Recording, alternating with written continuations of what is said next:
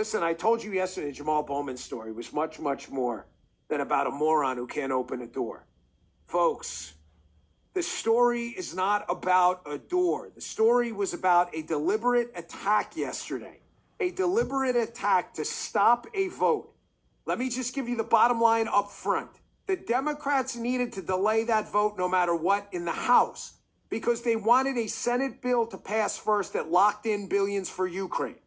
That way, even though the Democrats were given everything they wanted by McCarthy and the Republicans in the spending bill, they still wanted that Ukraine nut in there, so they needed time. That's why I believe Bowman pulled the alarm, and I believe it was coordinated.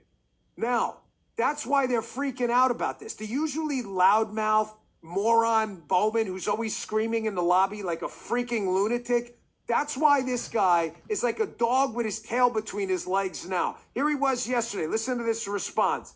Hey, man, I was just trying to get there to vote. Sure you were. Take a listen. Do you still stand by your statement that when the fire alarm was announced? You know, I don't know why this has gotten so much attention. I was literally just in a rush to go vote, man. That's all it was. Are you afraid of any repercussions, either from leadership or from legal agents, Capitol Police? I mean, listen, I take responsibility for what I did, you know, but like I said, I was in a rush to go vote, and, you know, investigation will sort everything else out. Have you talked to Jeffries about it? Oh, yeah, of course. That's day one. Yes. How was that conversation? Well, I got to keep that between me and the leader, so I'm not going to share that publicly. Yeah, but we've been in touch with each other. Why? Okay, this is bullshit, okay? The guy's not stupid. This was part of a plot. The Democrats got every single thing they wanted in this shit CR that McCarthy and the Republicans signed on to. Everything. So why do they need to delay the vote? Because there was one thing missing. That was guaranteed. Notice, guaranteed Ukraine money. That word's going to be important. And the Democrats got to have their Ukraine money in there because the lobbyists are paid off. The lobbyists are working for Ukraine and are paid off to make sure that money's in there. And they've got something on Biden. Here's Karine Jean-Pierre making a point. And man, we got to fund Ukraine. Doesn't matter what else. We got to fund Ukraine. Take a look. There is very strong international coalition behind Ukraine. And if Putin thinks he can outlast us, he's wrong. He's wrong. And so we will have another package of aid for Ukraine soon to signal our continued support for the brave people of Ukraine.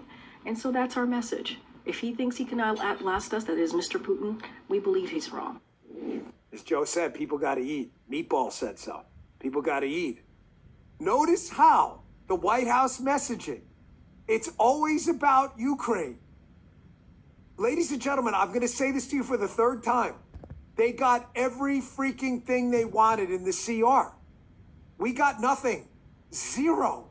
And yet they still engaged in this plot with Bowman to stop the vote in order to guarantee money for Ukraine.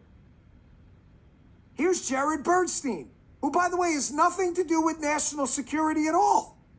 Here's Jared Bernstein pretty much acknowledging right here, works for the White House. He's an economic guy for the White House, acknowledging it's all about Ukraine. Take a look. The point that I'm making about Ukraine is that it's similar to the CR in the fact that you've got very large majority, including every leader up there, both in the House and Senate, supporting the funding for Ukraine. And, you know, critically, you've got a murderous regime that is actively,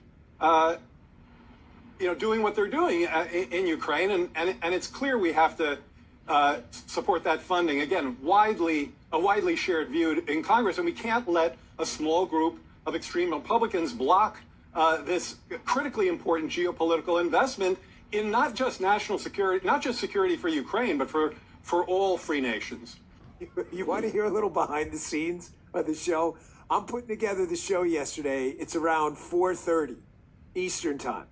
And I've got Fox on in the background. I hear Cavuto, and he's interviewing a Republican rep, Jason Smith. And the Republican rep, Jason Smith, as I'm putting together the segment, because I know this funding is all about Ukraine, because of Ukrainian lobbyists and the blackmail file they have on Joe Biden. I'm not arguing the benefits or cons of Ukrainian funding right. We can argue that foreign policy the other day. I'm simply telling you this whole scandal over the last few days to vacate the chair, to get the CR going, all of this is about Ukraine. I thought it was about the United States. It had nothing to do with the United States.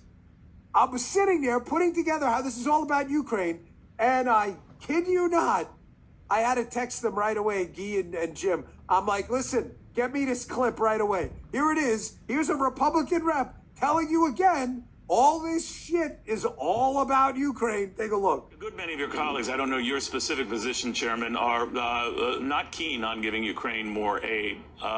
Do you think that that's in danger, that when all is said and done on this follow-up measure, whatever is decided on, Ukraine funding will not be part of it? I'll tell you, it's a priority to make sure you take care of your own borders first. That's why you see border policy being front and center, and that's why Ukraine policy is on the back burners. In fact, why there were stall tactics on Saturday is because the Democrats in the Senate and also the Democrats in the House wanted Ukraine funding part of the continuing resolution, and we wouldn't allow that. We need to make sure we address the border before we address Ukraine funding.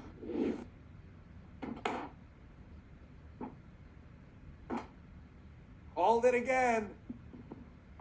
I tell you, what did I tell you? That was a clip.